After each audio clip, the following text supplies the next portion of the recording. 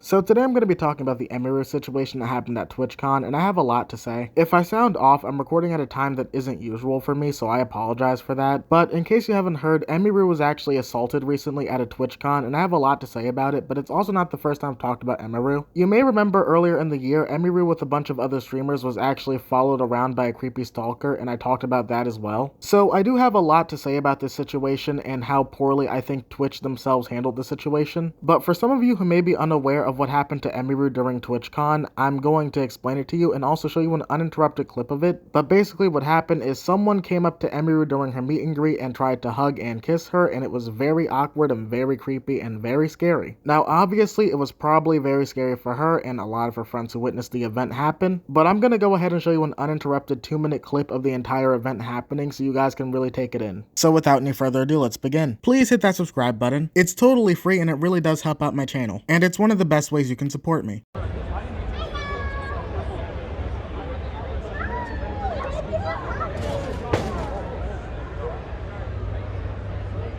Whoa.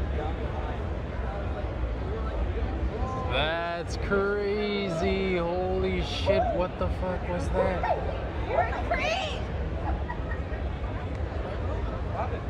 What the fuck just happened?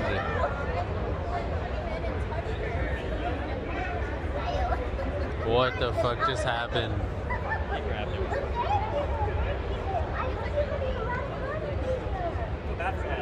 What happened? Did I film that? I don't. He said he grabbed her or something.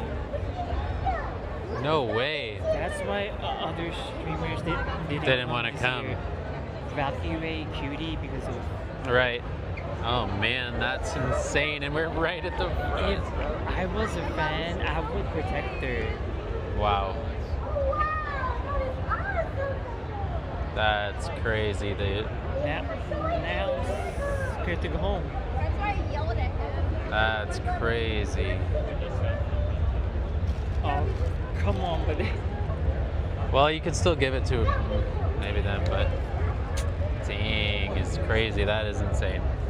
Did you see what happened? Did you catch anything? I might have filmed it. I was not looking. I kind of like heard a thud, and I was like, "What the heck was that?" I thought you dropped something. Yeah, no, the security guard stepped in. That was insane, bro. I don't think she's gonna.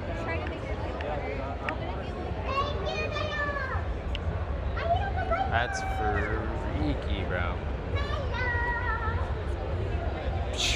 That's wild. I don't think I want to be a streamer anymore. There are perks and downfalls to all of it. It really Wow. hurts as a fan seeing that. I mean, what a... Here it hurts. Huh? I said it hurts as a fan seeing that. Oh yeah, I mean, that's insane.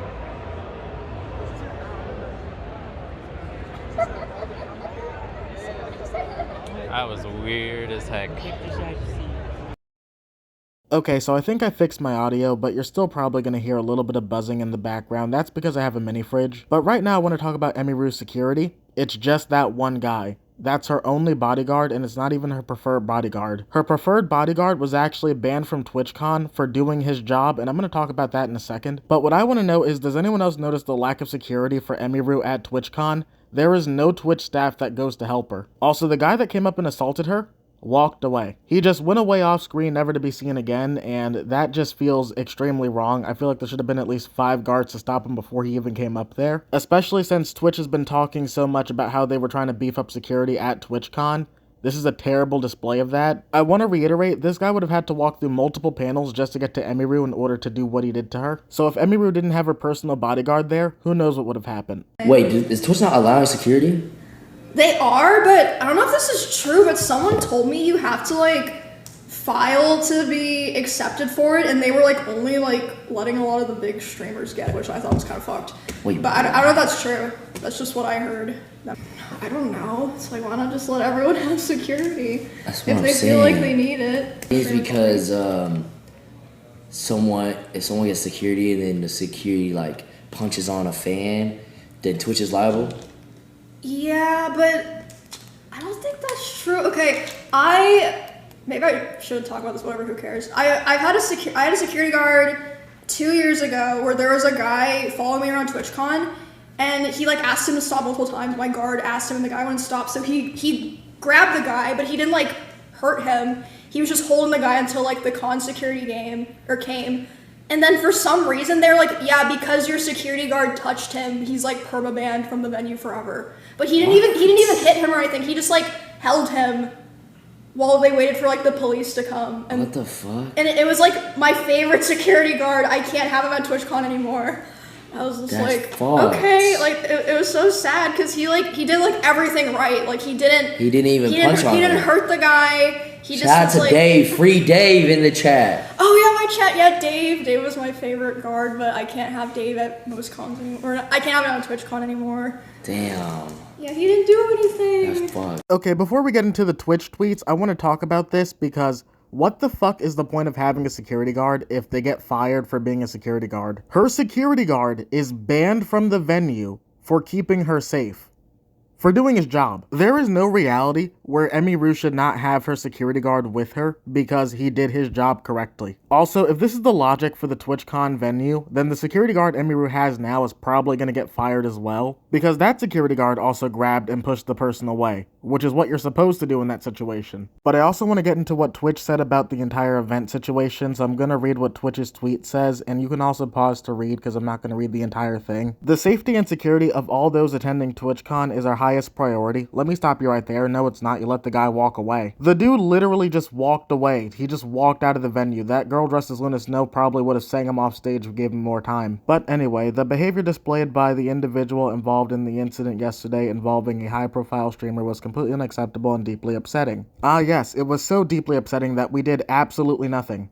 Now, Emiru did respond to Twitch's tweet and basically called them out. She basically said it was a lie and that there were 3 to 4 TwitchCon staff in the area that did absolutely nothing. And I know I said staff, that's a pretty broad term, I mean security staff. You can read her tweet right there and pause to read, but I'm going to paraphrase it. And the reason I'm paraphrasing it is because the tweet is a lot longer than this. There's a lot more into this tweet and a lot more than I can show on screen right now. But Emiru goes on to say that the only person that acted was her personal security guard that she hired, and the people who went backstage with her were her friends and security guard who checked up on her. She even says that no one at the staff checked up on her and she doesn't know what the people who were hired to protect her were even doing. I do want to say at this time that Emiru has spoken about the situation on stream and she's even uploaded her VOD to YouTube. At the time of when I'm recording this video, I have not seen her response to this situation yet besides the tweet. So if you are more curious as to everything that happened, I would recommend going checking her VOD for that. But overall, this situation is very unsettling because Emiru is one of the biggest streamers on Twitch, so we have to imagine what's the security like for people who aren't big streamers like her. Because when you let some of your biggest streamers just openly get harassed like that and the staff does nothing, I can only imagine what it's like for smaller streamers.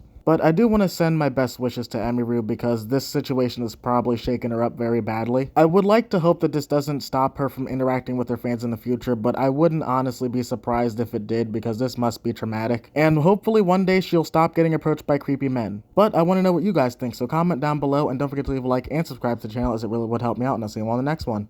Later!